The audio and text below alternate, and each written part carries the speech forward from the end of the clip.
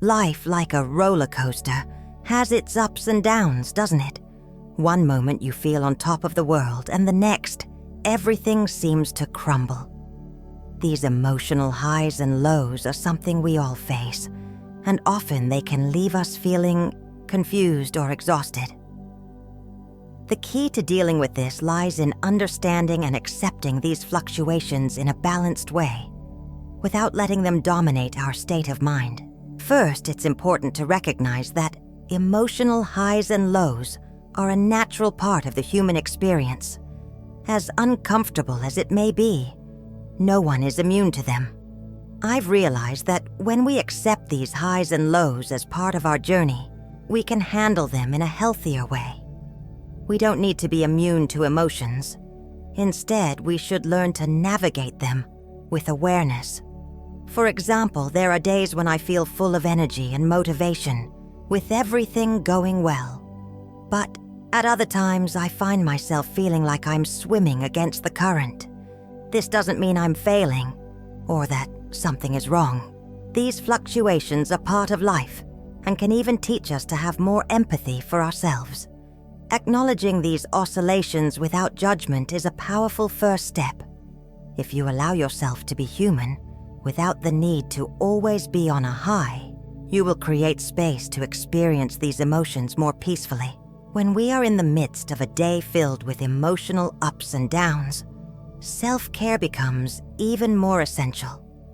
In moments of emotional fragility, small self-care practices can make all the difference.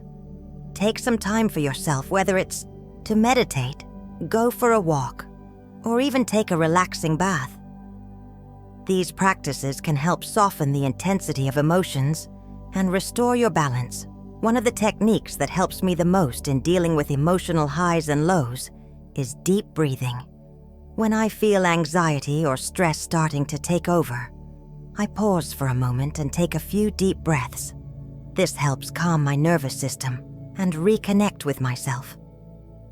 Additionally, writing about what I'm feeling or talking to someone I trust also makes a huge difference. Remember that self-care is not a luxury, but a necessity. It not only helps us feel better in the moment, but also strengthens us to face future challenges. Make it a priority in your life, and soon you'll notice the difference in how you handle emotional highs and lows.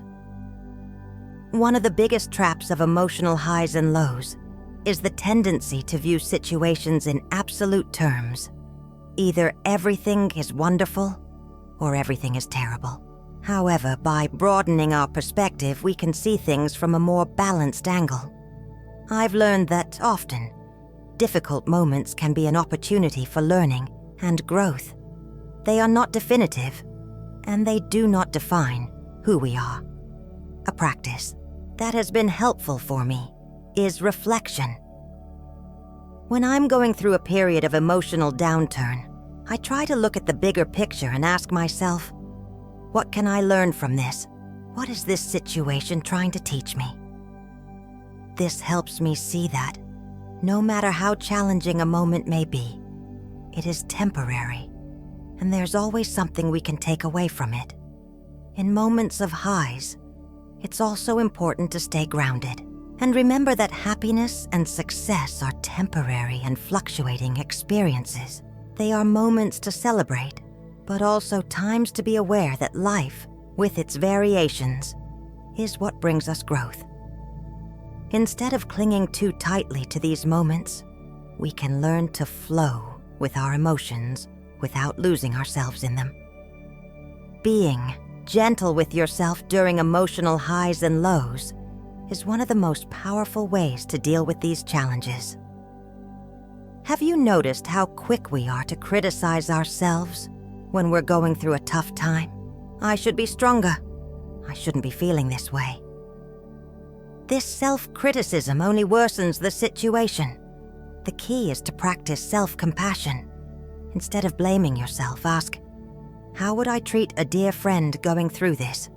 The answer would likely be with kindness, patience, and support. Now try applying that same approach to yourself. This doesn't mean ignoring your emotions, but treating them with the same understanding you would offer others. Self-compassion allows us to handle the ups and downs with more serenity and less resistance. Remember, it's okay to feel vulnerable. We all go through ups and downs, and this doesn't diminish our strength or ability to move forward. By being more compassionate with yourself, you allow your emotions to flow without clinging to them destructively. Sometimes the emotional ups and downs become easier to handle when we share our experiences with others. Loneliness can intensify emotions, making us feel even more overwhelmed. That's why having someone to talk to, whether a friend, partner, or therapist, can be essential for finding relief. Talking about what we're feeling can help alleviate emotional pressure. Sometimes just hearing a word of support or even a different perspective can help us see things more clearly. Don't feel ashamed to ask for support when you need it. We all need someone to listen to us and help us through tough times. On the other hand, it's also worth remembering that by offering support to others, we can strengthen our own emotional skills. The exchange of positive energy between people can be a powerful source of emotional balance.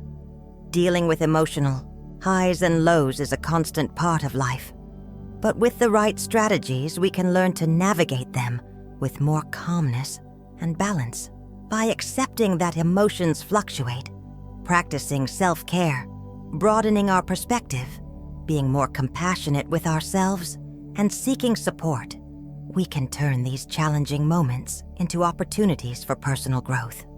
So, the next time you find yourself at a high or a low point, remember, this too shall pass, and along the way, you will become increasingly capable of handling whatever comes your way with greater inner peace and self-understanding.